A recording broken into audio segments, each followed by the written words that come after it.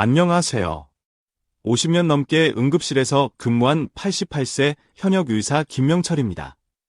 제 손으로 살린 환자가 몇 명인지 셀 수도 없지만 안타깝게도 식사 후 단 한 가지 실수로 살릴 수 없었던 환자들의 얼굴이 아직도 제 눈앞에 선합니다. 어제까지 손주와 웃고 떠들던 우리 동네 할아버지, 할머니들이 식사 후 이 하나만 피했더라면 지금 이 순간에도 응급실로 실려오지 않았을 것입니다.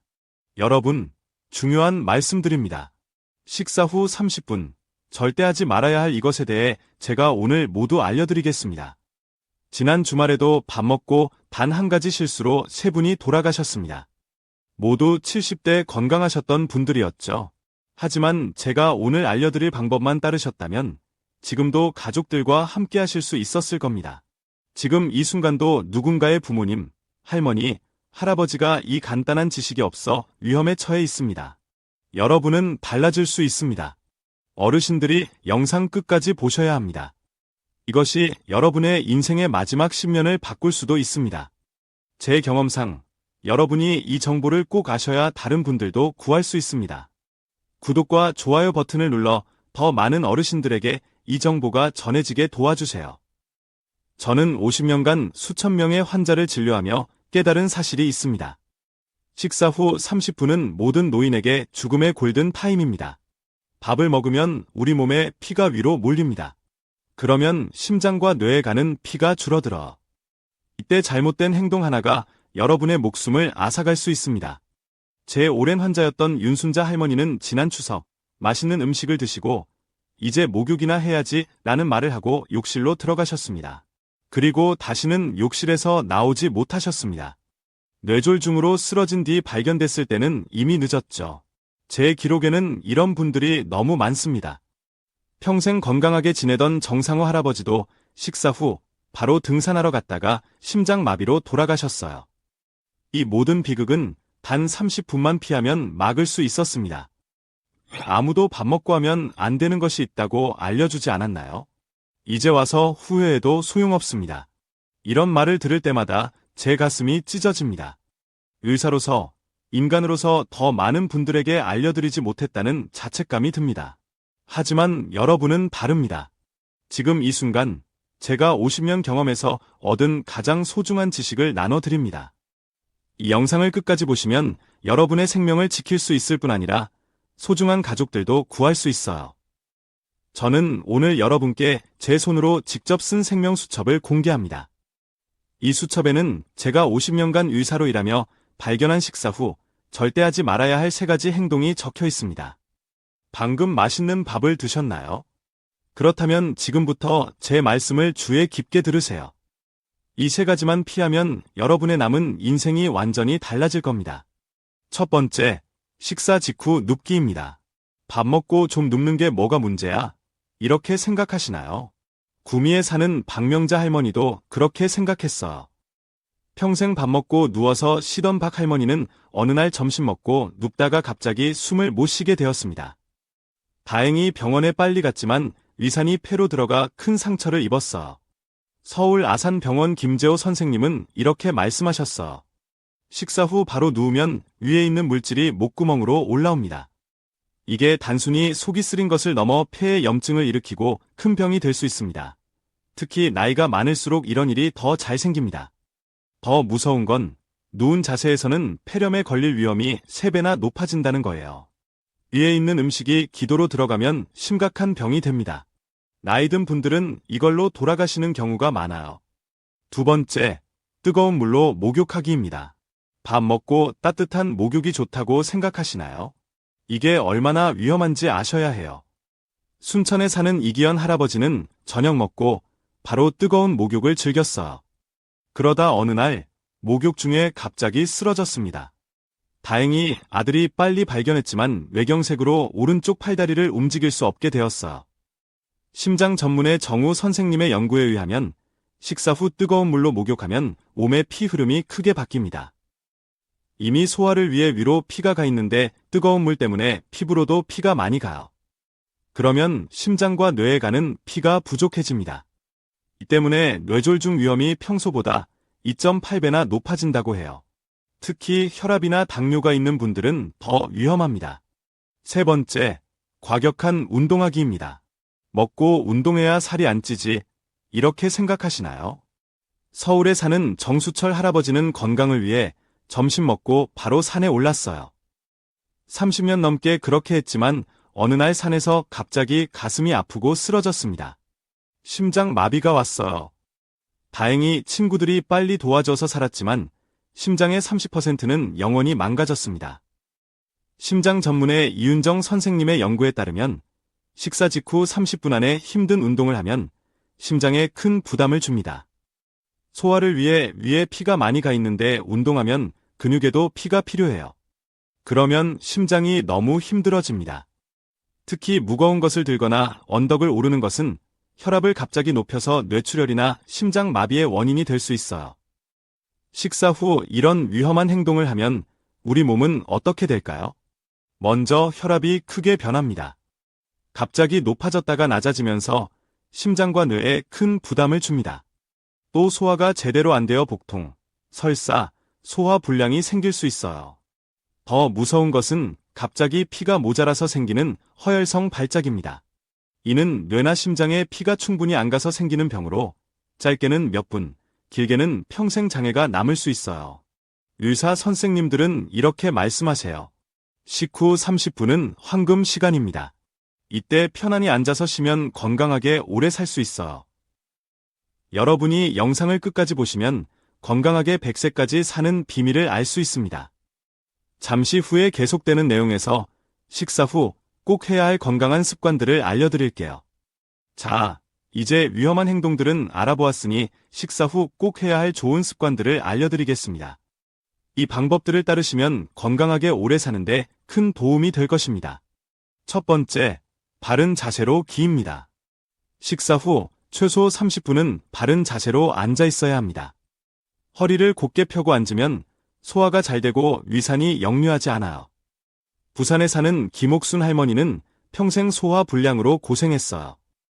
하지만 식사 후 30분 동안 바른 자세로 앉아있는 습관을 들인 후 10년 넘게 약 없이 건강하게 지내고 계십니다.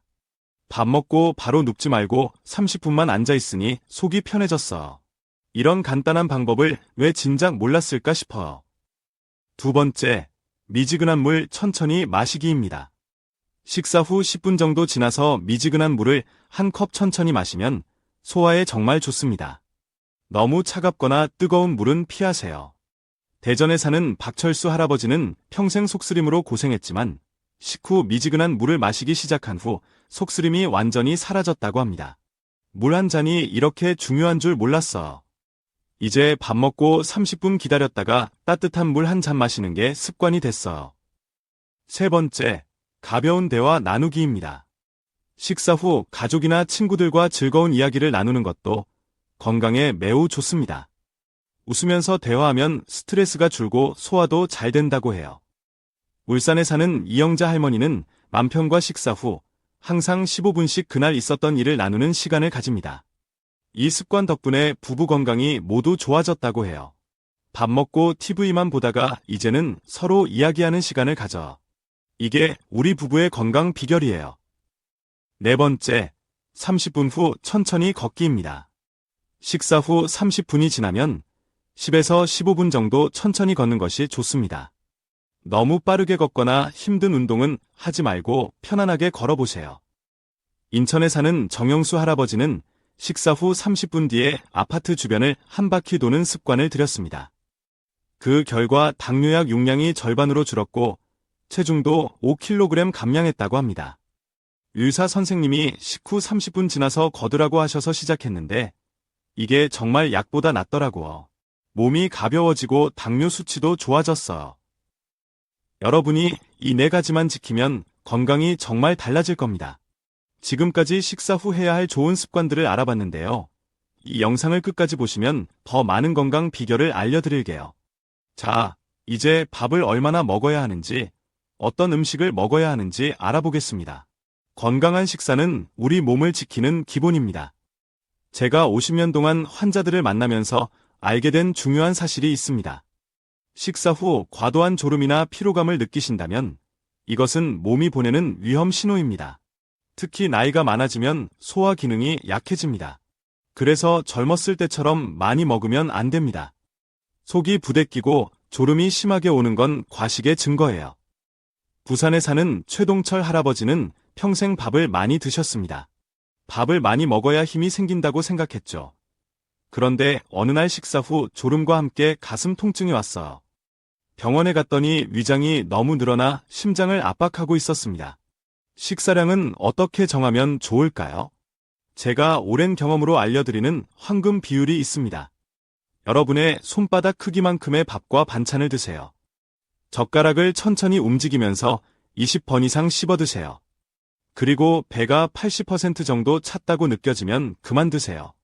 여러분의 식탁에 꼭 있어야 할 음식들도 알려드릴게요. 첫째, 채소와 과일은 매 끼니 반찬의 절반을 차지해야 합니다. 둘째, 생선과 두부, 계란 같은 단백질 음식을 조금씩 드세요. 셋째, 흰 쌀밥보다는 잡곡밥이 훨씬 좋습니다. 특히 식사 후 소화가 안 되고 속이 더부룩하다면 생강차나 보리차가 도움이 됩니다. 경기도에 사는 이명숙 할머니는 식후 보리차를 마시면서 소화 문제가 완전히 해결되었다고 합니다. 여러분, 여기서 정말 중요한 이야기를 해드리겠습니다. 당뇨나 혈압이 있으신 분들은 식사 후 피가 위로 몰리면서 약 효과가 달라질 수 있어요. 그래서 약을 드시는 시간도 중요합니다. 식사 30분 전에 드시거나 아니면 식사 2시간 후에 드시는 게 좋습니다. 제 환자 중에 이정호 할아버지는 식사 직후 약을 드셨다가 심한 어지럼증으로 넘어져 고관절이 부러진 일이 있었습니다. 약 먹는 시간 하나로 큰 사고가 날 수 있어요. 이 영상을 끝까지 보시면 더 많은 건강 비결을 알려드릴게요. 여러분의 소중한 식사 시간이 건강을 해치는 시간이 아니라 생명을 지키는 시간이 되길 바랍니다. 식사 후에는 휴식이 정말 중요합니다. 저는 오랜 의사 생활을 통해 식후 휴식의 황금 시간을 찾았습니다. 그건 바로 30분입니다. 식사 후 첫 30분은 몸이 소화에 집중하는 시간입니다. 이때는 편안한 의자에 바르게 앉아서 심호흡을 하거나 조용히 대화를 나누는 것이 가장 좋습니다. 절대로 소파에 비스듬히 기대거나 눕지 마세요. 바른 자세로 앉아 있어야 이와 장이 제 위치에서 일할 수 있습니다. 서울에 사는 박상철 할아버지는 40년간 식사 후 소파에 기대어 TV 보는 습관이 있었어요. 그러다 만성 위염과 영성 식도염이 생겼죠. 하지만 식사 후 30분 동안 바른 자세로 앉아있는 습관을 들인 후 약 없이도 편안하게 지내고 계십니다. 자, 그럼 식사 후 30분이 지나면 무엇을 해야 할까요? 가장 좋은 것은 천천히 걷는 것입니다. 빠르게 걷거나 뛰는 것이 아니라 마치 공원을 산책하듯 천천히 걷는 것이 좋습니다. 광주에 사는 할아버지는 식사 후 매일 15분씩 아파트 단지를 한 바퀴 도는 습관을 들였습니다. 그 결과 10년 넘게 복용하던 당뇨약을 절반으로 줄일 수 있었습니다. 처음에는 귀찮았지만 이제는 밥 먹고 걷지 않으면 뭔가 빠진 것 같아요. 걷고 나면 속도 편하고 기분도 좋아집니다.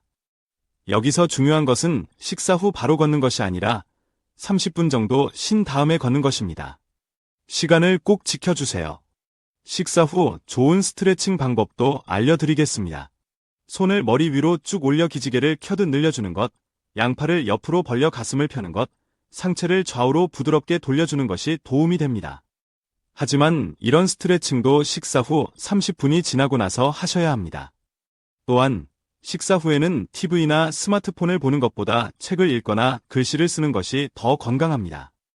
특히 좋아하는 일을 벗겨 쓰거나 일기를 쓰는 것은 뇌 건강에도 좋고 소화에도 도움이 됩니다.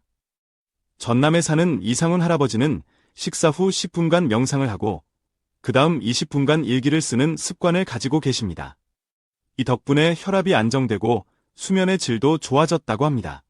식사 후 마음을 편하게 가지니 몸도 마음도 더 건강해졌어요.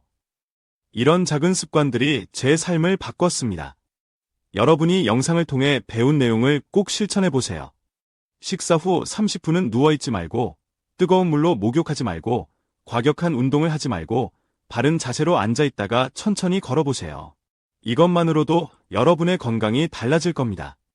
여러분, 이제 계절에 따른 식후 관리법에 대해 알아보겠습니다. 계절마다 우리의 몸은 다르게 반응하므로 여름과 겨울에는 더 주의가 필요합니다. 먼저, 여름철에는 식사 후 에어컨 바람을 직접 쐬지 마세요. 차가운 바람은 우리 몸의 혈관을 갑자기 수축시켜 소화 기능을 방해하고 심장에 부담을 줍니다. 특히 식사 후에는 땀이 나기 쉬운데 이때 찬 바람을 쐬면 체온이 급격히 떨어져 면역력이 약해질 수 있습니다. 부산에 사는 정미영 할머니는 작년 여름 식사 후 에어컨 바람을 직접 쐬다가 갑작스러운 폭풍과 설사로 고생했습니다. 이후로는 식사 후 30분 동안 에어컨을 약하게 틀거나 선풍기를 천장으로 향하게 하여 간접적으로 시원함을 느끼는 방법을 택하고 있습니다.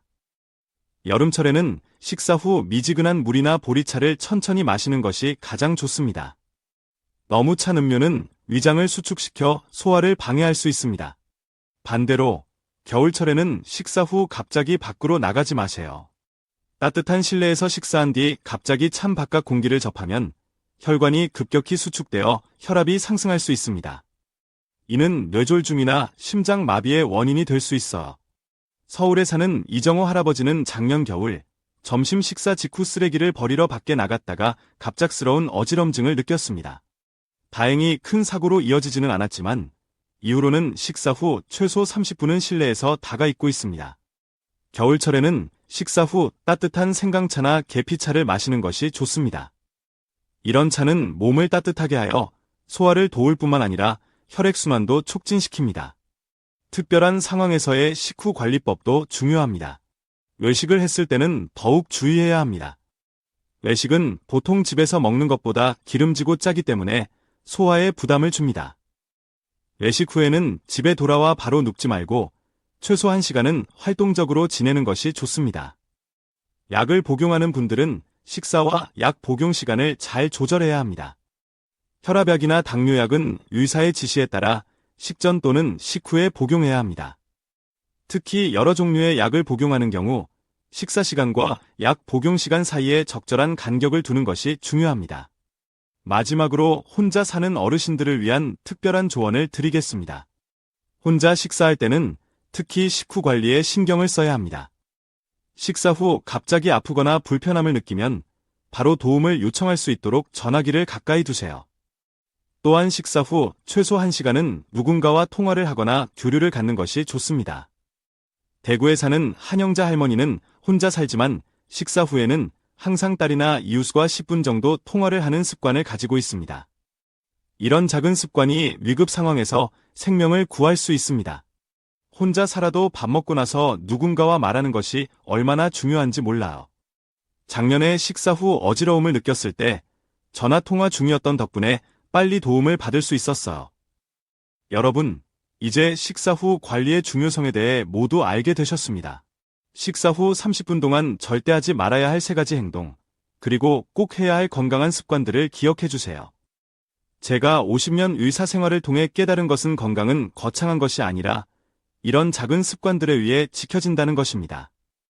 오늘 배운 내용을 실천하시면 여러분도 건강한 삶을 오래도록 유지할 수 있습니다. 식사 후에는 바른 자세로 앉아있고 적당한 시간을 두고 천천히 걷거나 가벼운 스트레칭을 하세요. 또 너무 많은 음식을 먹지 말고 적당히 먹는 것이 중요합니다. 여러분의 식사 시간이 생명을 지키는 시간이 될 수 있습니다. 오늘 이 영상을 통해 여러분의 삶에 작은 변화가 일어나길 바랍니다. 건강을 지키는 것은 어렵지 않습니다. 여러분의 작은 실천이 여러분과 가족들의 건강을 지킬 수 있습니다. 이 영상을 통해 얻은 건강 정보를 모두 실천해 보세요. 그럼 여러분, 건강한 삶을 위해 계속 힘쓰세요.